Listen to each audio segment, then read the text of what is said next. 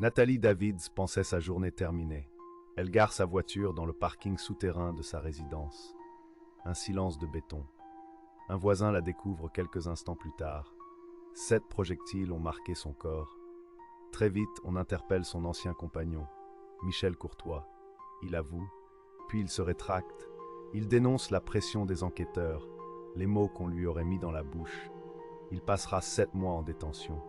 Pendant ce temps, dans le même parking, un autre voisin s'effondre. Jean-Yves Bonnerue. Une seule détonation dans son dos alors qu'il déchargeait son coffre. Il connaissait Nathalie. Il avait parlé aux policiers pour les aider à retrouver son ex-compagnon. L'arme est la même, un pistolet 7,62 mm.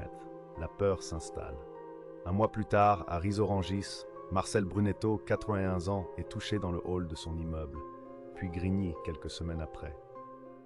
Nadjia Lassen, elle rentrait voir son fils. 4 vies fauchées en 5 mois, un périmètre de 5 km, une seule arme, et un détail qui revient dans les témoignages, une silhouette sur une moto.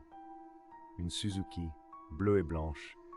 Les enquêteurs épluchent les fichiers des cartes grises, des milliers de noms.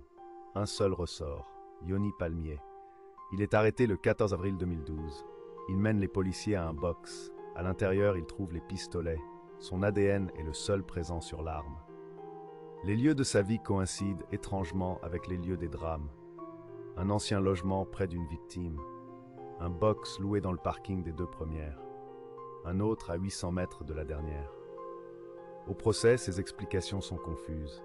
Il parle d'un groupement qui le manipule. Il est jugé responsable de ses actes, condamné à la peine maximale, la réclusion criminelle à perpétuité.